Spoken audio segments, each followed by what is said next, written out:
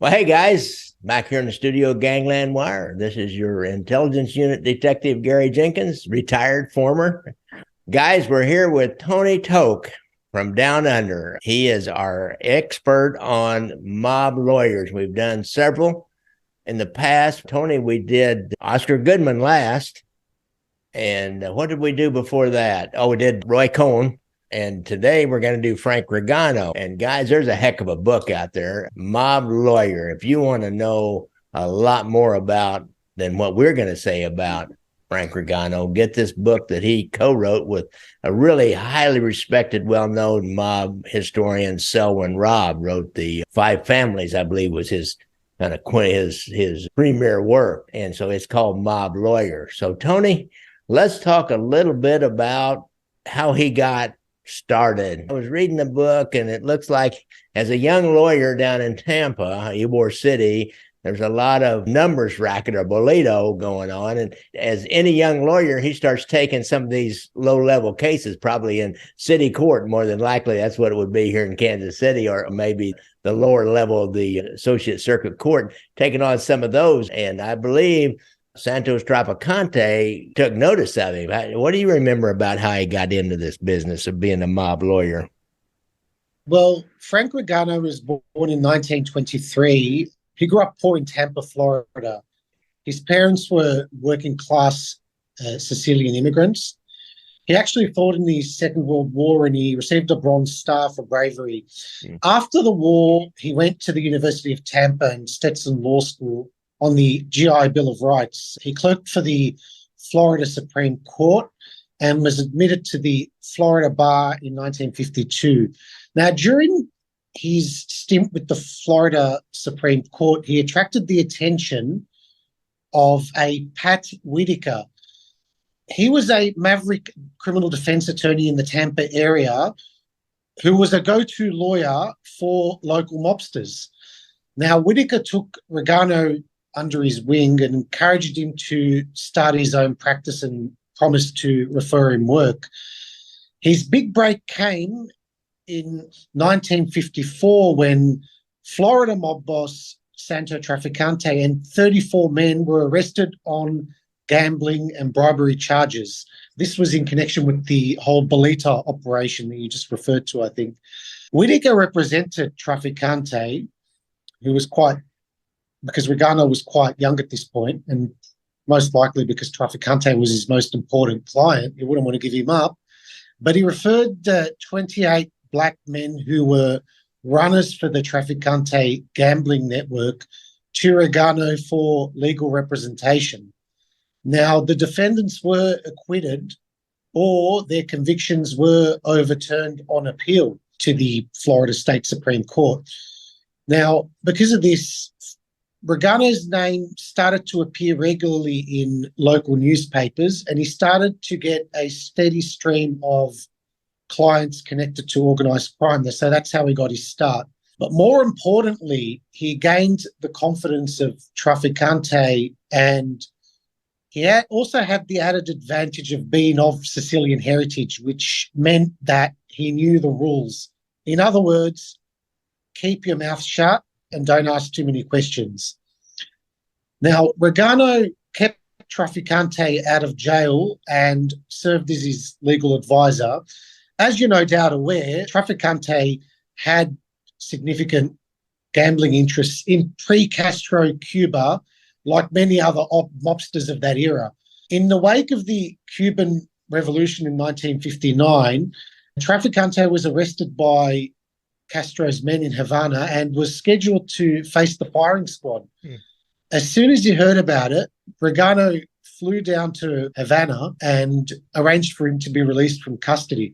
Trafficante then recommended him to other significant mob bosses or mob-connected bosses, such as New Orleans mob chief Carlos Marcello and the Teamsters boss Jimmy Hoffa. Ragano was hired by Jimmy Hoffa when he was in court on union corruption charges in the early 1960s. In fact, Ragano was at Hoffa's side in Nashville when a man burst in and started shooting at Hoffa before Hoffa managed to punched the man across the courtroom. Now, that scene was portrayed in that recent movie, The Irishman. Around this time, Ragano started to broker loans from the Teamsters Pension Fund in return for a finder's fee. It went something like this. If a mobster in, say, Florida or Louisiana wanted to legally invest in something like a hotel or restaurant or trucking company or some other business, the banks, more often than not, would reject him on account of his unsavory background or convictions or associations. This is when Ragano would intercede for the mobster, and the Teamsters would loan the money from their pension fund to this mobster or mob associate, for which Ragano would get a tidy kickback. Now, this is when the lines start to blur. He goes from lawyer to fixer, and he becomes like a go-between for this triangle of Trafficante, Hoffa, and Marcello. And this is when Robert Kennedy was Attorney General, and he was out to get these three. He was their sworn enemy, and it made Ragano a very busy man. At the time, Ragano was blinded to everything by the fact that he was making a truckload of money and living the high life. He dressed very well. He hobnobbed with celebrities. He was on top of the world as far as he was concerned. Now, notwithstanding the fact that he was considered by the authorities to be house counsel for the mob, he was actually a brilliant lawyer. In the courtroom, Ragano was brilliant at reaching jurors and planting reasonable doubt in their minds. For example, in 1972, he was representing Henry Hill and Jimmy Burke down in Tampa. The men were portrayed in the movie Goodfellas, and actually this was also portrayed in Goodfellas. They were charged with extortion, kidnapping, and attempted murder. This is when they supposedly took a guy to the zoo and threatened to throw him into the lion cage. Yeah. I don't think that happened. I think that was embellished for the movie. He employed visual effects, which involved picking up a pencil and moving it slowly from side to side, like a pendulum in front of the jury.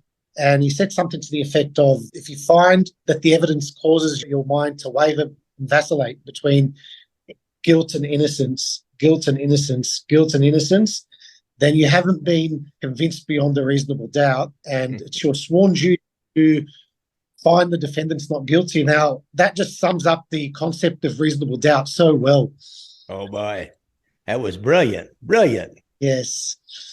He was also quite charismatic and crafty in the courtroom. For instance, in one case, he took advantage of the fact that 3 of the jurors were chicken farmers by saying that the state's case was as weak as chicken soup made from the shadow of a starving chicken. Now, the jurors burst out laughing and acquitted his client. But eventually, his tenacious representation of the mob bosses started to cause him serious problems. In 1971, he sued Time magazine after it published a photograph of mob figures in New York that included Ragano, and they mistakenly identified him as a mobster. He was quite offended by that.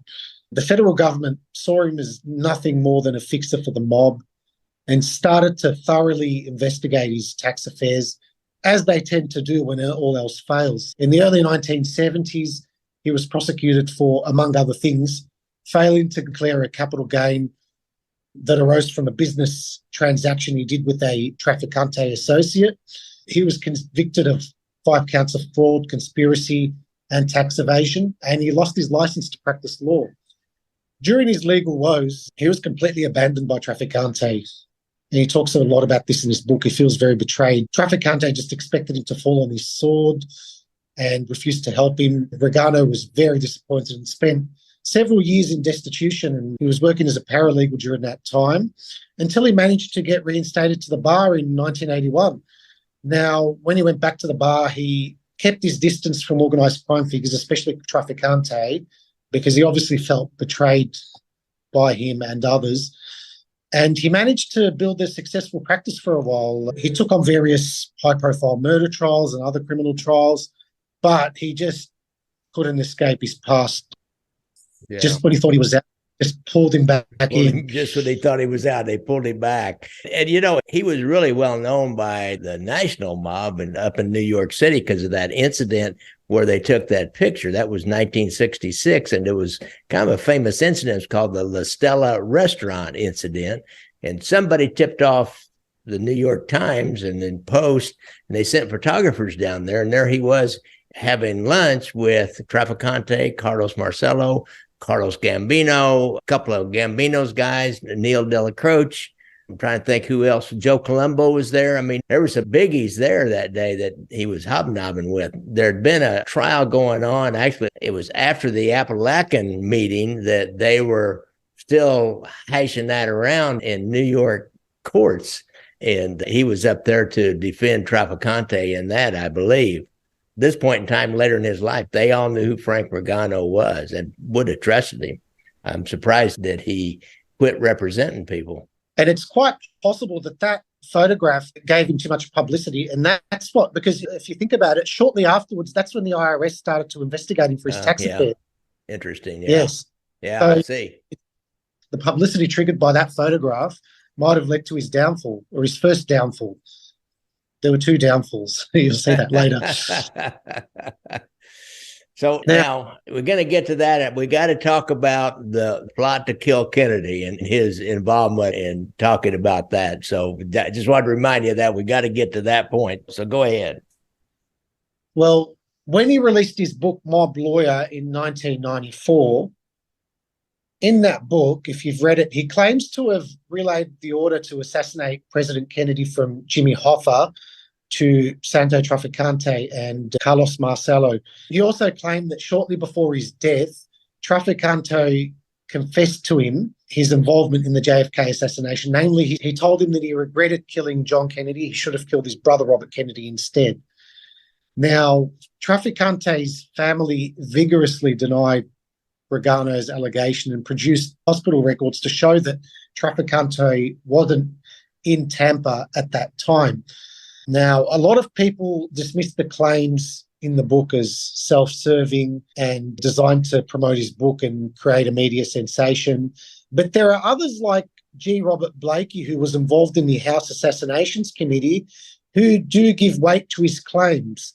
So who knows who's right? So interesting. Yes. About Hoffa, see, he was really close to Hoffa, and I think he warned Hoffa, I believe. Didn't he carry a message to Hoffa and say, you're getting in trouble? So then also at the end of that book, I noticed he describes the scene that day when they pick up Hoffa and take him off to be murdered, as if he had firsthand knowledge about it. I was really surprised about that.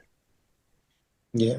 And again, people think that he made all these sensational claims in his book to get the publicity and get it released because he was quite broke at the time. Yeah. He had been barred and convicted and served jail time in the early 1990s. This arose out of a second case he did for Santo Trafficante. Now, in the early 1980s, Santo Trafficante was indicted on charges that grew out of a $2 million FBI sting operation conducted between 1979 and 1981.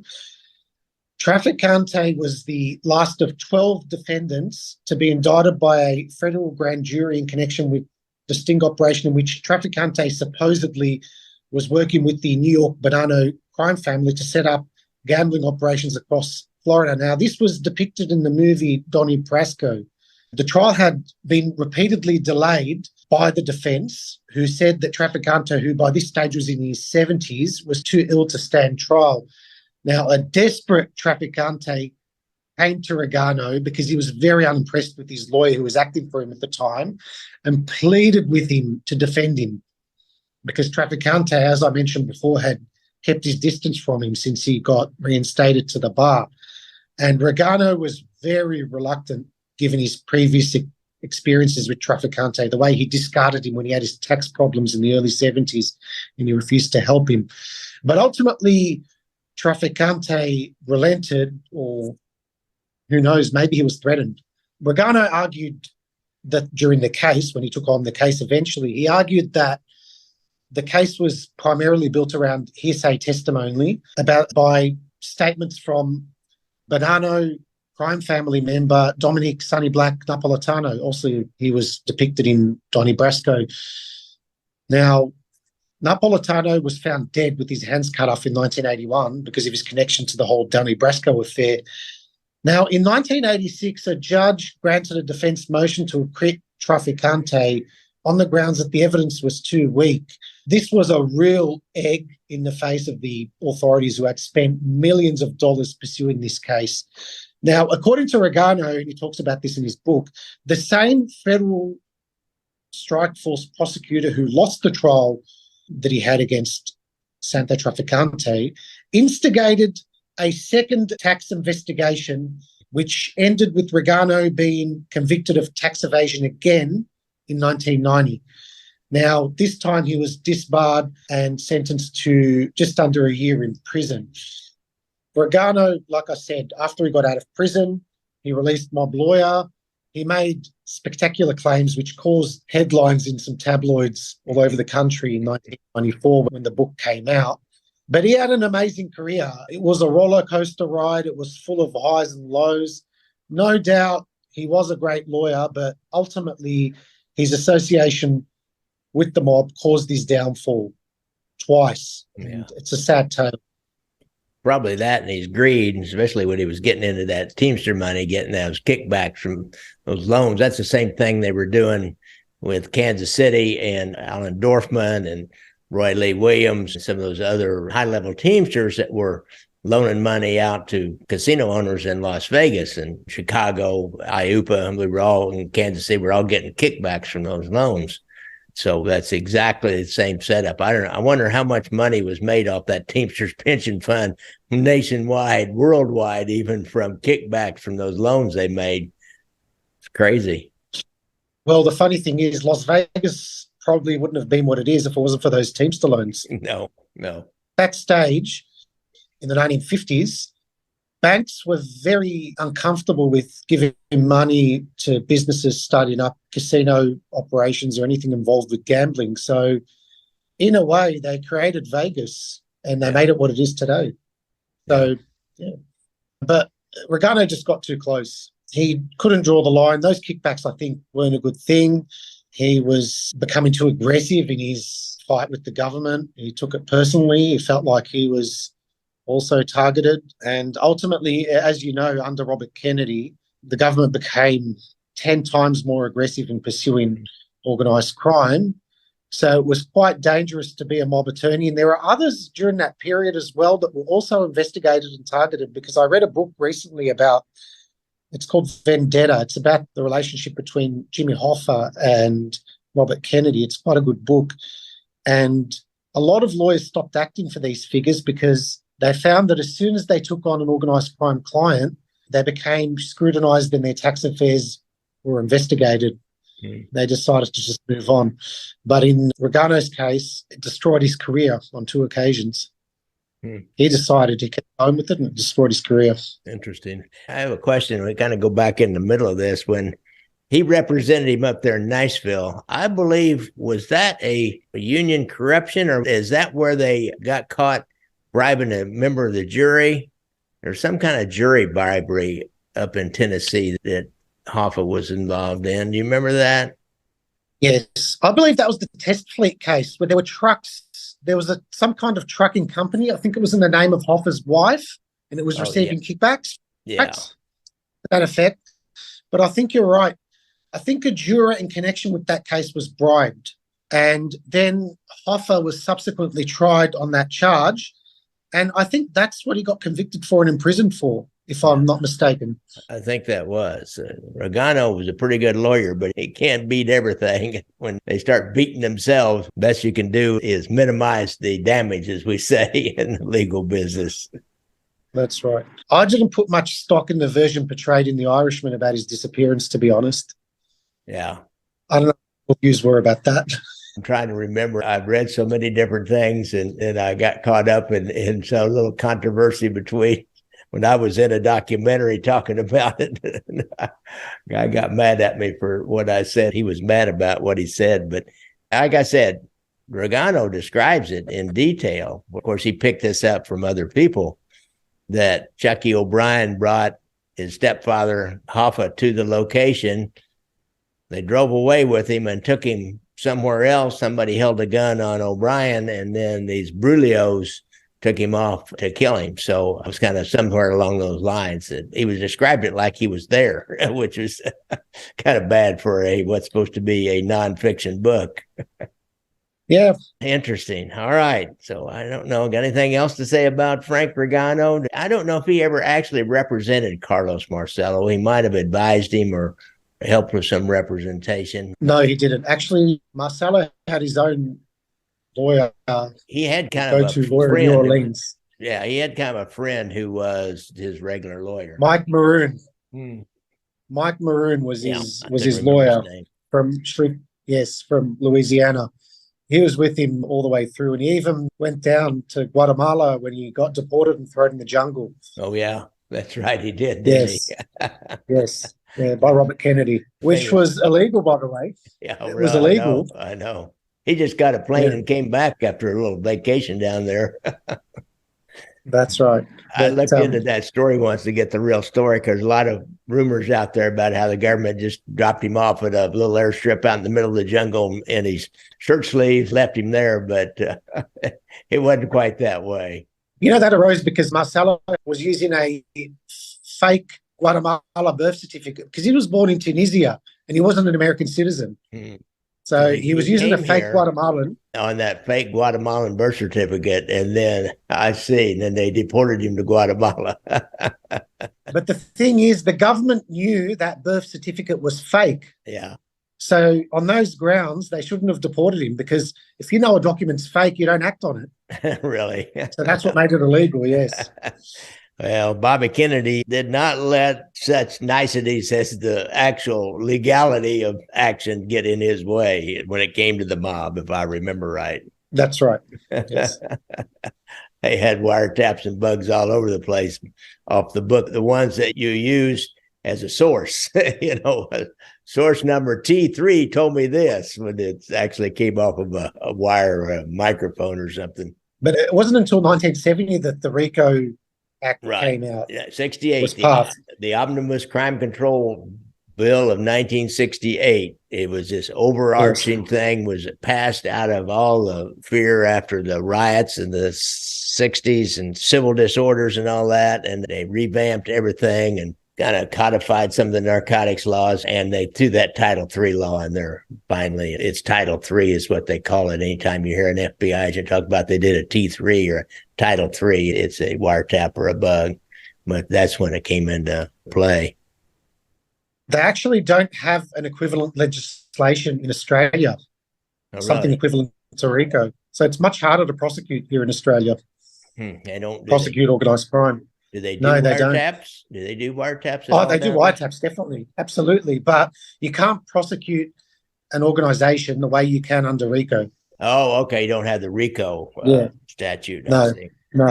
They have to be prosecuted as individuals or co-conspirators, but not as a whole organization. Yeah, which makes it a lot harder. Yeah, oh yeah, that RICO is a ball buster for these guys. Everybody said, well, what happened to the Mafia? And I say, RICO primarily, and good electronics and RICO, and that was it. That and draconian sentences between those three things. It's pretty hard to fight as a lawyer too, because they just keep adding charge after charge after charge, and eventually one of them's gonna stick. So. And all you need is one storyteller to kind of tie it together a little bit. And when the guy's looking at life in prison for something and he can walk, he's happy to be a storyteller many times. All right. Tony Taouk, our down under friend. Tony's a lawyer down in Sydney. So if anybody down there has a traffic ticket, hey, Tony, I just did a traffic ticket today, or I was working on one today for my granddaughter. I quit practicing law, but I was just working on today. Got an offer back from the prosecutor. We're going to keep her out of jail. She's going to have a hefty fine. She's doing an 80 mile an hour and a 55. That would cause automatic suspension here. And would it? Yes. We're going to pay a hefty fine and get a non-moving violation, and she has to do a year probation. So a little bit different. That may be the last traffic ticket I ever do. I wouldn't have done it except it was her. All right, Tony, I really appreciate you helping me out with working on these mob lawyers. We've got some more coming up. What do you think we ought to do next? I was thinking maybe we go back to the 1920s. Prohibition era. Okay. I'm not sure if our viewers are interested in that. Who was Have you heard of Capone's lawyer for that big case? That was a hell of a case. I did a whole show on the trial. There's a lot of details about the trial, but I can't remember the lawyer. the tax evasion trial? I think his main lawyer was O'Hare. Oh, yeah, it was. The guy they named the airport after, O'Hare. Yes, and they actually named the airport after his son. His son was a pilot. The son of O'Hare, okay. That's right, yeah. And I think William Fallon was Arnold Rothstein's lawyer, and Sam Leibowitz acted for Al Capone on a number of occasions as well, the New York attorney. He represented a lot of mob figures in New York, and but we'll see. I'm trying to think in modern times, we probably need to do Bruce Cutler one of these times if we can find enough information on him. Nobody's done a whole story, but actually, Bruce Cutler would be a good option, actually. Okay, well, we'll talk about it, Tony. I really appreciate you coming on. Thanks a lot. Yeah, no worries. All right, you guys, you know what I always say now. If you got a problem with PTSD or got a friend that does and you've been in the service, go to the website of the VA and get that hotline, and you can get some help there. If you got a problem with drugs or alcohol, I suggest you get hold of our friend Anthony Ruggiano. He's a counselor down in Florida. He's got a hotline number on his website. It's anthonyruggiano.com. Just start looking for Anthony Ruggiano. He's on YouTube too. That would be pretty cool. Have your alcohol drug counselor be a made guy or formerly a made guy. And don't forget, I like to ride motorcycles, so watch out for motorcycles when you're out there. And I really appreciate you guys listening, like, and subscribe. And you might do a review. If you're on the Apple podcast, give me a review. Share it with your friends. Thanks a lot. Thanks a lot, Tony. Thank you.